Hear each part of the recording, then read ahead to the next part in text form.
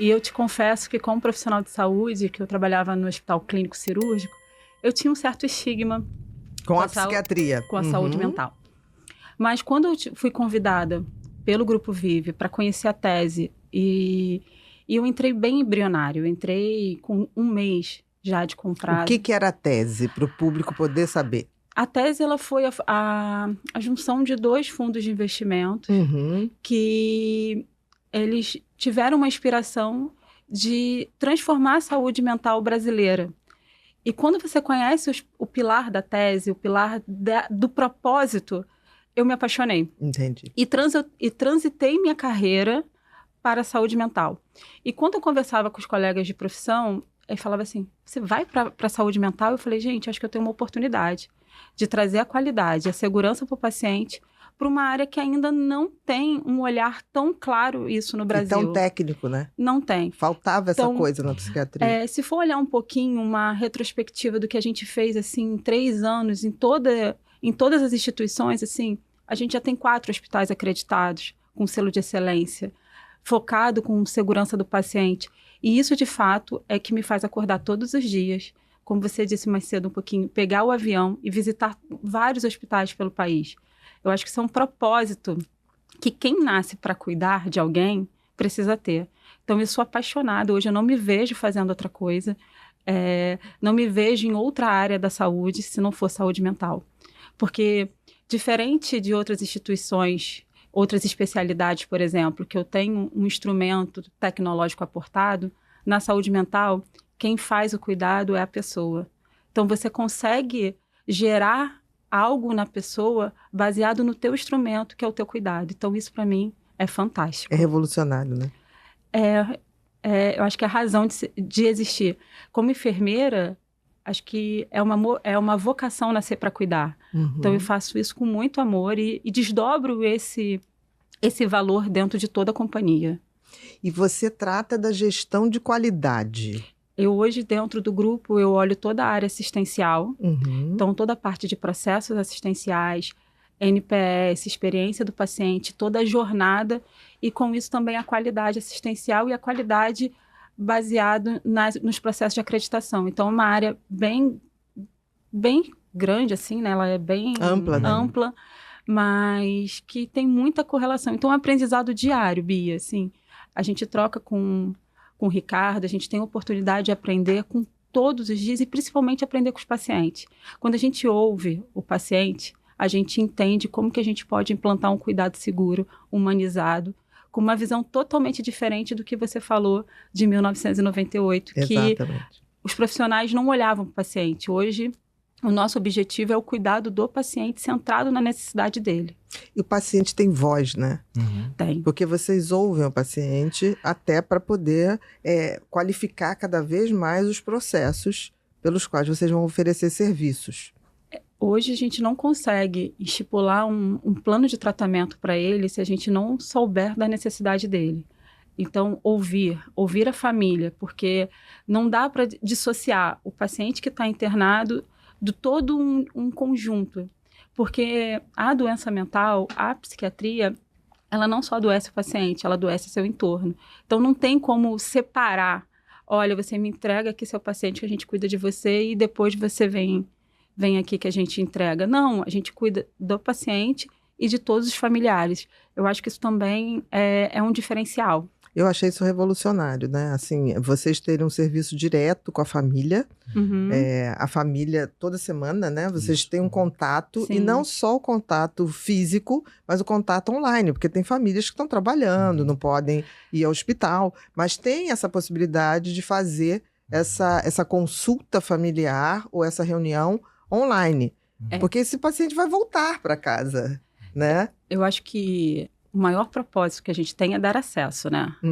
Acesso à saúde mental, ela não é fácil. Todo mundo fala assim, procura um hospital especializado. Não é como você vai numa emergência clínica que você tem aquele acesso, já faz o seu diagnóstico e já tem facilmente, através de exames, o que aquele paciente tem. A saúde mental, ela é muito subjetiva. Então, quando você dá acesso, você acaba proporcionando um ambiente de cuidado adequado. E outro ponto é quando você dar acesso também à informação ao familiar. Perfeito. Porque o estigma, ele vem de casa. A gente fala muito do estigma da saúde mental, mas é muito difícil, às vezes, o seu familiar aceitar que você tem um paciente que tem um agravo. E como que você trata isso? Então, o acesso por tecnologia, o acesso presencial e todas as formas de acesso que a Clínica da Gávea proporciona para os seus parentes e seus familiares é um diferencial. Não, e a informação é fundamental, né? Porque, assim, as pessoas entendem que uma pessoa sofreu um infarto e precisa de certos cuidados cardiológicos, clínicos. As pessoas entendem que a pessoa tem uma gastrite, uma úlcera e como ela deve ser tratada. As pessoas não entendem dentro da psiquiatria que aquela pessoa tem uma doença que deu uma agudizada em um determinado momento e precisou de uma internação, como o infartado precisou ser internado, como o da hemorragia digestiva precisou ser internado. Com certeza. E que aquilo é um momento agudo voltado para a recuperação e de volta essa pessoa à sociedade. A psiquiatria não trabalhava com isso. Era como se fosse algo... Eu acho que o ser humano é subjetivo, mas o tratamento, as coisas que a gente tem que fazer, tem que ter uma objetividade. Com certeza. E tem que ter um resultado. Esse negócio, tipo assim, vamos ver no que vai dar. Não, a gente tem que ter um roteiro para saber dos resultados. Eu concordo plenamente. Tanto se vale exemplificar, a gente, ano passado, foi, Ricardo? A gente reuniu todos os diretores técnicos da Rede Vive e fomos construir a linha do cuidado do paciente. Perfeito.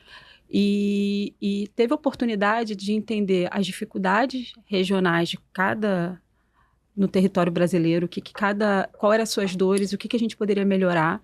E a gente criou uma jornada para o paciente baseado em fases. Então, o que é a fase 1, aguda, fase 2, 3 e 4, até quando esse paciente já está em condições de ter alta, que a gente encaminha ele para um dispositivo de média complexidade como um hospital-dia, que ele é extremamente importante para o tratamento do paciente. Então, a objetividade que você trouxe fez muito sentido para a gente, porque, assim, tem que ter propósito. A internação precisa gerar valor para o paciente. Quando não acontece dessa forma, parece que fica um pouco solto. Então, a gente trabalha isso com os diretores técnicos, que são os profissionais que vão disseminar isso dentro da instituição. É para recuperar, não é para apagar um incêndio, né? Porque senão parece que a internação só apaga o incêndio e joga de volta. E transitar o cuidado, porque assim, a gente pensa que o paciente ele sai da fase aguda, ele precisa dar continuidade para ele não reagudizar. Exatamente. Então, como que a gente trabalha essa rede de saúde?